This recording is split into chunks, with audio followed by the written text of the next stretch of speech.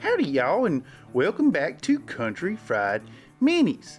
I'm your host Cameron, the country boy in the big city, presenting to you once more from the Bullshit Corner 2.0. And today I'd like to talk to y'all about painting for commission.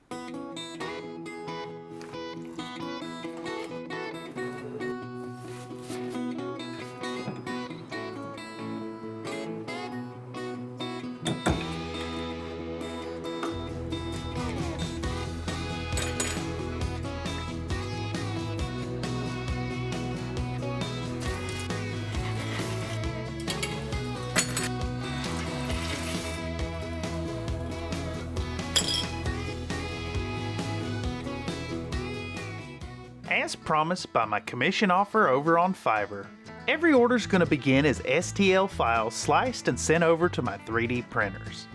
This batch here happens to be a bunch of bases upon which I'll mount the final models later. After a fair amount of time spent printing, here's the whole lot of the chassis for this order. My client ordered a sizable set of 12 mechs. Unfortunately, in printing up this lot, I also had a sizable set of failures in prepping this set. Whether caused by improperly calibrated sliced files or poorly placed supports, there were a whole bunch of parts that ended up going into my bits box. Digressing, the supports have been removed and the models cleaned up in the dunk tank, and we'll take a bit of the 99% isopropyl alcohol to clean the work surface as well. Some of the mechs in this set have come out a bit damaged, and we're going to get out the thin super glue to fix the issue. The most offending instance of this damage is showcased on our JR7-D Jenner's right arm. I'm not completely sure what happened, but there's some significant warpage on the top of the twin medium laser mount. Using the convenient extra parts from that pile of poor prints, we can easily replace the offending bits. We'll just carefully remove the old arm as well as the replacement with a sharp chisel blade on our hobby knife handle, being extremely careful to chop swiftly and decisively to avoid any shattering on the model. Next up, we'll get out a sturdy pair of tiny tweezers so as to provide solid purchase on the little part, first applying a bit of our chosen adhesive and then opting to use a bit of Bob Smith Industries Instaset to quickly lock the cyanoacrylate glue into place. This is fiddly and delicate work, but it's well worth a bit of extra effort to not only ensure that our client has the best possible results, but also in that some extra parts will end up in the bits box, ready to serve as base embellishments or repair pieces on future projects. It's important to remember that anytime you're working with 3D prints, they're always going to have a little bit of surface scarring from the support structures that have been generated. It's real important to take your time and clean them up nice and thoroughly so that the surface looks real good for your client. And now that we've done that, we can move on to the priming. Now that we've got the models printed, cured, repaired, and ready, it's time to jump over to the spray booth just like any other project. Unfortunately, I didn't follow my own advice in our last short feature, How I Clean My Airbrush, and I immediately noticed that the needle was partially seized up inside the airbrush. Come on! Absolutely ridiculous. With the needle removed, we're going to get rid of any crusted on paint remnants using a bit of pure acetone. This stuff is pretty harsh and can damage your airbrush if you're not careful, but it does a wonderful job of cleaning the needle when separated from the machine. We'll just give it a couple of quick swipes and it's ready to go again. Now that our airbrush is functioning properly, it's prime time once again. These models are going to get a paint up using translucent colors, so for that we need to build up a zenithal-primed to start with. As always, I'm going to prime these models with my standard choice, and that's going to be Stynylrez primers. I've come to really like them before now, but it seems all the more poignant lately as I'm spraying it on through my 105-2XR Aero airbrush. Using a Badger branded color through a Badger airbrush just feels like the Badger approved way to do it. Badger. Anyhow, we built up the base tone using black, and now we'll put a very heavy top-down spray of white, leaving only the barest amount of black on the lower portions. I think it's real interesting to take a moment to note here that just about any tutorial you find on YouTube these days is going to start out with a zenithal-primed coat, and they aren't really necessary, not for most paint applications. If you're doing traditional layered paints using opaque colors, the zenithal-primed coat is kind of wasted. But in this case, we're going to show you some techniques that really make use of that zenithal-primed coat. They're really necessary using these translucent colors. Let's give it a watch. As mentioned earlier, we're going to paint up these models using translucent colors. Starting off, we're going to mix up some speed paints to get the color just right. For this set, I've settled on a 60-40 mix of two tones in brown, starting with the smaller 40% ratio portion in hardened leather, and then following this up with the larger 60% portion in pallid bone. We're going to want to apply this paint using a medium-sized brush that has both a real sharp tip as well as a fat bottom. This will allow for precision application of the color while also minimizing the time spent refilling the brush. Our next color will be a similar mix of two tones in a 60-40 mix, this time starting with a smaller portion of orc skin and then moving on to the larger part of Gravelord Gray to really desaturate the green on the shins. Though I've chosen to use colors for my speed paint starter set, there are several products out there that work just fine for this application. Citadel's contrast colors, Army Painter's speed paints, or Vallejo's express colors are all perfect to achieve the desired effect. The use of these semi-transparent paints will not only take full advantage of our zenithal priming, but also assist in the efficacy of our paint up. Given that we're working for commission here, saving time and effort is incredibly important to making the most of our order's profit margin. The speed paint products will do a ton of the heavy lifting in providing a really satisfying level of instant shading. And when considering a large order such as this one, the time saved per unit can help to ensure that our investment of billable hours remains well compensated while also permitting us to provide a competitive price for our prospective clients. Even if you're not painting for hire, these time-saving efforts can be valuable in completing a large set of models. It's at this point I gotta go ahead and note that since we're working on commission basis, that our client is gonna have some preferences. And in my case, this client wasn't happy with the color on the lower half of these mechs. So let's go ahead and talk about the realities of revisions. During one of my check-ins with the client, they informed me that the color for the shins on these models wasn't in line with their original vision. To deal with this hiccup in the process, I've switched over to a base coat of Luftwaffe Camo Green as a base color, which will then be shaded up with a bit of thinned down Gravelord Gray. Moments like this are a stark reminder as to why keeping your colors thin is so important. You never know when you're going to need to paint something over, and if you're working with paint that's too thick, the details can quickly get obscured. For all this though, I'd be remiss to not mention how important it is to work closely with your clients and ensure that they have a regular update for your process. This way, their vision can be rendered much more accurately through your paintbrush. In my case, this repaint didn't take too long at all, even when considering that this is a set of 12 models. Ranked painting techniques generally allow for constant work, as the first model you touched is often dry by the time you get around to the last one. With the shin colored all corrected up and ink washed, we're going to go ahead and set them aside to dry, and that way we can go ahead and start working on the bases for this here set of 3D printed models. And of course the bases are also 3D printed.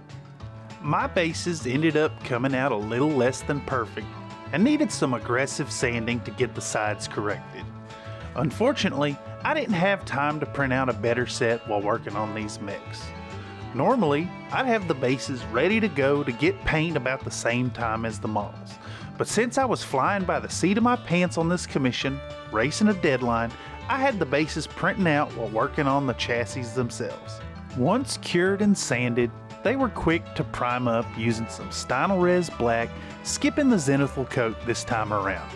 From here, I needed a proper sand color with expediency and applied this here Vallejo dark sand in a stippling fashion. Now base coated, I accelerated the drying of the paint with a fantastic time-saving tool, my trusty hairdryer. With that step finished up, it's my pleasure to announce today's guest palette, Arbok. 코브라 포켓몬.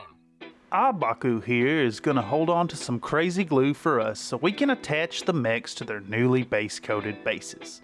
Before committing to dipping their toesies, we'll first examine the bases and the feet and line them up proper before committing. Once chosen, we'll give their soles a quick dunk in the liquid adhesive and stick them in place for good, after which a little dab of BSI Instaset Accelerator will instantly cure the glue. With all the mechs on their bases, we'll take a moment to apply a bit of Agrax Earthshade to the midriffs of all these stompy robots. This bit of wash will not only help to create a bit of contrast between the upper and lower portions of these models, but also work to help blend the tan bodies and green legs. By adding that intermediate brown wash between the two colors, they're unified with a subtle bit of blending. And now, after taking a little time to let those mid-layer ink washes dry, it's a great opportunity to go ahead and start adding details like waterslide decals and sponge chipping. So let's go ahead and get to that. Now we're going to add some decals to the models, courtesy of Fightin' Piranha Graphics. This simple addition is something you can easily add in to quickly increase the apparent quality of your commission work. To apply these decals, we're going to cut them out as close to the art as possible and then soak them in water until the number releases from the backing. Once free, we can use a wet brush to transfer it onto the intended surface and wick away any excess moisture. Digressing, Abaku here is going to hold on to some matte Mod Podge for us, and we'll paint this stuff all over the now applied and dried decals, securing them in place permanently. Generic numbers are a worthwhile investment for your hobby stockpile, since they can be used on a variety of mechs regardless of color scheme. I can't recommend enough picking up various numbers in a couple of different colors. While that sets up, we can take a moment to apply some shade to the bases in the form of Pallid Bone speed paint. This will tint them proper for later when we'll do some dry brushing over the newly enriched color. We're just gonna put this stuff down in a heavy layer at full strength right out of the bottle, allowing the translucent paint to work its magic. We'll rinse and repeat and rinse every base with this here color, going through all 12 models. From here, next is a bit of sponge chipping using a bit of black and burnt red, another quick to-do step that gives a lot of bang for your buck. These two colors mixed properly tend to work on just about any base tone, and they look great when applied via a mostly dry piece of sponge. The random appearance of the chips lends a great weathering pattern that feels natural and is so very quick to achieve. Just make sure to ensure that your sponge piece has irregular edges and is extremely dry, and you'll find that it's quite easy to get fantastic results reliably. I suppose the underlying theme of all of these individual details is one suggesting working on multiple elements at once wherever possible. While the Mod Podge dries, we can wash. While the wash dries, we can chip, etc. These time-saving efforts definitely pay dividends when budgeting out your time in these ranked painting jobs. Whether you're painting for yourself, or for a gift, or for a commission, the time saved here is well worth it, even if you end up blacking the rims too early and adding extra work. It's at this point in the process we're moving on to oil washing, which in reality is a whole bunch of steps that all are going to require some serious time management. It's real good to plan out your days accordingly and use a bit of forethought when you're putting this process together, especially when working on a deadline. As with any oil washing, we're going to have to go through some time-consuming steps here, so it's really good to kind of plan your day out around this portion, or at least have the time sink in consideration. First, we'll put the oils out on a piece of cardboard to start draining out the linseed oil. This can take some serious time to get the right result, so it's best to stay busy on some other task while they're draining. In my case, I'm going to go ahead and gloss varnish all the models while that paint reduces its fat content. The super shiny finish gives a fantastic surface that will really help the future wash to spread out with efficacy. Once that varnish completely cures, we'll get out some white spirits and a disposable cup to mix up our gunk wash. Just take a whole bunch of that newly drained oil paint and slop it into the cup with a fat brush that you don't mind ruining, and mix it to a real runny yet highly pigmented consistency. Simply take the two colors and work them back and forth in the mineral spirits until they look right, pausing every now and then to test the color on your scrap cardboard. I personally think it looks right when this stuff looks like cruddy old engine oil that's seen one too many miles. From here, you want to blast every surface of the models with this blackening agent and then set them off to dry. Unfortunately, this step of drying can't be avoided, and you're going to want to let these gals sit around for at least 2 hours. Overnight is great, but I recommend the minimum here just in case you're on a deadline. Now that the models have had plenty of time to let the excess mineral spirits evaporate, we're going to pour out some fresh white spirit and start the removal process. In this example, I'm dipping a real soft makeup brush into the solvent and then striking these mechs about the face and upper torso, removing most of the gunk there to ensure this area is perceived as the focal point. Again, it's extremely important to let these models dry out fully and to have that oil paint cure up from here. This can be a time-consuming step, and I definitely recommend waiting at least overnight for this. Be sure to take this into account when budgeting your commission's time frame. Once cured, we need to knock the shine back down while also locking the oil paint pigments in their place. An even coat of your favorite matte varnish will do the trick, whether painted on or by airbrush. Now, after we let the oil wash and matte varnish completely cure, we can move on to the little detail I like the most, and that's lens jeweling. I love to finish off these chassis with a little bit of flair on all those cockpit canopies and laser weapons. It really adds that cherry on top of a fun project. With that oil wash and subsequent varnish completely dry, it's time to finish off these mechs with some lens jeweling on the canopies. My client this time has requested a two-tone approach, and that's just what we're gonna do. Since this is a commission on a deadline, it's important to again save what time we can even in this most important of steps. In remembering that approach, each of the two tones on these canopies will be reduced to 3 layers.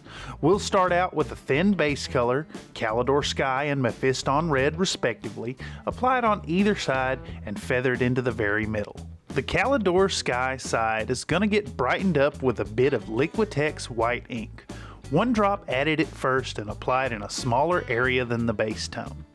From here, once again a drop of white is added and the second highlight is applied sparingly, focusing the placement in the very corner. On the other side, just as we've done with the blue, our Mephiston Red section is going to get the same approach. The major difference in using the red is our highlight color, where I've elected to use Phalanx Yellow to brighten the tone. This will bring the lightened red into a warm orange tone territory rather than heading into pink, as will happen when red and white gets mixed. This side also gets the 2 highlight layer treatment, with the final brightest version of the color concentrated on just the very corner, directly opposite the final blue highlight. Once both of these sides are finished up, we're going to apply a tiny dot of pure white ink, which will serve as our specular highlight. And with that final detail, the chassis themselves will be finished. Despite the mild corner cutting in this approach, these cockpits will look great en masse, and it didn't take too much time. At last, this final step is going to be to go ahead and add a little bit of vegetation onto these bases. Even though they're desert bases, it always helps to have a tiny bit of greenery, and it's also good to remember that these are 6mm scale models and to keep our little bits of greenery very tiny. Before we can get to the greenery, we'll hit the base tops and the ankles of the mechs with a light dry brush of that original dark sand color, simultaneously finishing off the desert surface and integrating the mechs themselves into the surrounding environment. This dusting of color goes a long way in blending them together. Next, we're going to get back out our lovely guest palette, Arbok. This time, we're going to have him hold on to some PVA glue for us. My personal go-to is this Elmer's Glue All, which is a slightly stronger formulation than this brand's School Glue. I highly recommend this stuff. It's real cheap and it does the job just fine. Anyhow, once we've got a small puddle of the sticky stuff ready, we're going to use some sharp tweezers to pluck up little tiny bits of Woodland Scenics clump foliage and dunk it into the glue and then onto these desert bases. The best approach here is to put these little clumps on in clusters of 2 to 3, trying our darndest to keep it looking natural and non-patterned. Of course, with those final bits of base accoutrements added, we're going to get back out that good old standby golden brand carbon black paint, thin it down a bit, and re-black the base rims. I should have skipped the earlier blacking, but this didn't add too much time after all. Now rimmed, these models are ready for their grand reveal.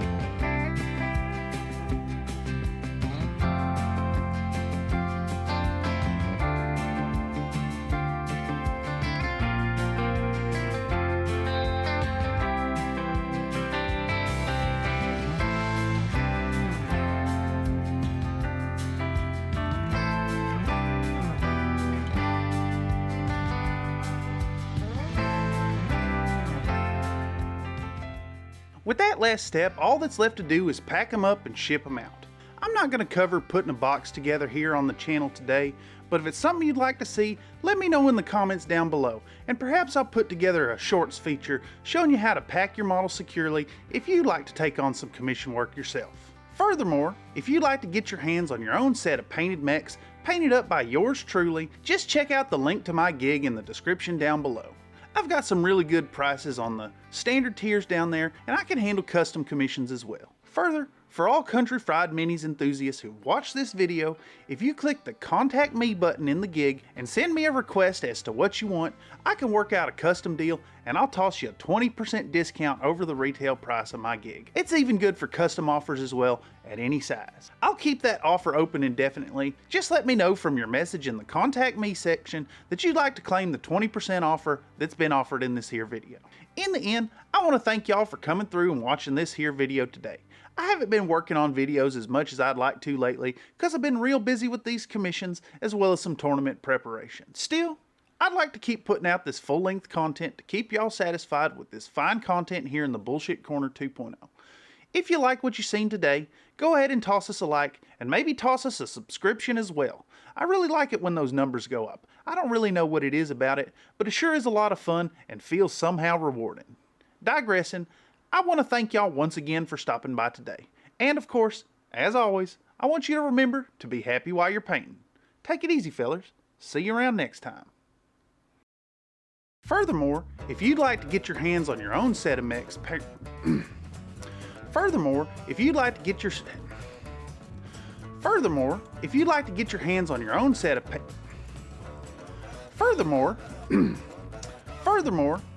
to get your hands on your own set of painted mechs painted up by yours truly, just check out the